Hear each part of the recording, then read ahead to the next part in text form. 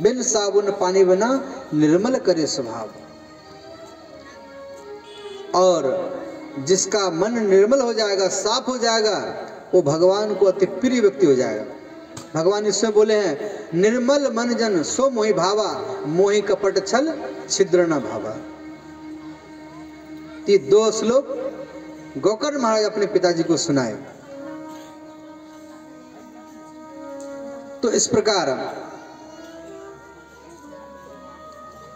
गोकर्ण महाराज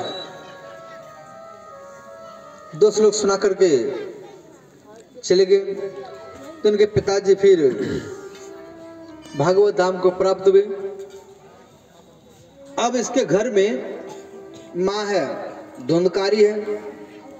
तो गोकर्ण महाराज के पिताजी जब उनका मृत्यु हुआ तो गोकर्ण महाराज घर द्वार को छोड़ करके एक काशी में जाकर के तपस्या करने लगे। और काशी हम लोग जाते हैं पिंडदान करने के लिए गया में। एक गया में आकर के तपस्या करने लगे। उसके बाद में धुंधकारी घर में रहा तो ये चोरी करता था, जुआ खेलता था, मदिरा पीता था। तो एक दिन क्या किया, जबरदस्ती लेकर के चला गया। और दूसरा दिन जब मना किया तो अपने माँ को कुआं में ढकेल दिया और इनके माँ का भी मृत्यु हो गया। अब घर में केवल धुंधकारी बचा। अब धुंधकारी 5 वेश्याओं को घर में ला करके रखा। धुंधकारी 5 वेश्याओं को घर में ला करके रखा। अब ये चोरी करना इसका काम चोरी करना इसका काम था, जुआ खेलना, मदिरा पीना। तो वेश्याएं मन में सोचने लगी, जी ये धुंधकारी हमें कब तक चोरी करके खिलाएगा। और मान लो किसी न किसी दिन पकड़ा जाएंगे तो तुम्हें मरना पड़ेगा इनके हाथ में। तो 5 वेश्याएं मैंने विचार किया, इसको मार करके सारा धन को लेकर हम लोग चले जाएंगे। तो धुंधकारी एक दिन क्या हुआ, मदिरा पीकर गया, नशा में था। तो 5 वेश्याएं इनके हाथ पैर को बांध दिया उल्टा करके और मुख में आग डाल करके धुंधकारी को तरपा तरपा करके मार दिया। और ये 5 वेश्याएं धन लेकर के फरार हो गई, चली गई। अब धुंधकारी मरने के बाद में प्रेत योनि में चला गया, मैंने भूत बन गया। अब इनके भाई को जब मालूम पड़ा जब हमारे भाई का मृत्यु हो गया है तो अपने भाई की सदगति के लिए गया में पिंडदान किया। और गोकर्ण महाराज फिर अपने घर में आए, जन्मभूमि। और जन्मभूमि जो होता है श्रोताओं, वो स्वर्ग से भी ऊपर माना गया है। जननी जन्मभूमि स्वर्गादपि, जन्मभूमि जो है स्वर्ग से बढ़कर के होता है। तो महाराज गोकर्ण अपने घर में आए तो घर में विश्राम कर, रात्रि का समय है।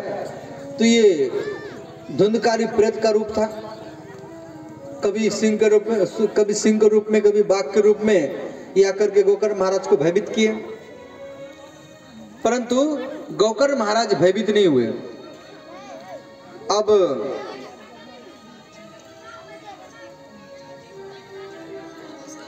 जो दूसरे को भय देता है उसी को भय होता है, और जो दूसरे को भय नहीं देता है उसको भय नहीं होती। उसके बाद में प्रेतवाच,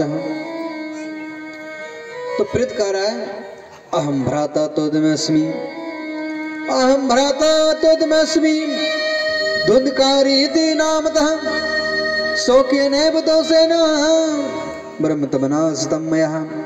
अहम भ्राता तोदमस्मि, धुंधकारी इति नामतः शोकेनैव दोषेण ब्रह्मतमनासितं मया। मैं आपका भाई धुंधकारी हूं, अपने दोष के कारण आज मैं प्रेत बन गया हूं। तो गोकर्ण महाराज बोले, भैया आपकी सदगति के लिए हम गया में 100 बार पिंडदान किया तो भी आपका सदगति नहीं हुआ। तो धुंधा करके सुनने के लिए आए। तो ये धुंधकारी जो प्रेत योनि में था, तो ये धुंधकारी क्या किया, ये हवा का रूप था। जिस वृक्ष के ऊपर बैठेगा वृक्ष गिर जाएगा, जिस दीवार के ऊपर बैठेगा दीवार भी गिर जाएगा। तो अंतिम में क्या किया, जैसे ये बांस देख रहे हैं, तो एक 7 गांठ का बांस था। और बांस में छिद्र भी होता है, जैसे गांठ है बांस में, ऐसे छिद्र था, गांठ फटा। जैसे आप चूल्हे में ये बांस को जलाते हैं तो आवाज करता है, तो ऐसे पहला दिन में पहला घाट, दूसरा दिन में दूसरा घाट, तीसरा दिन में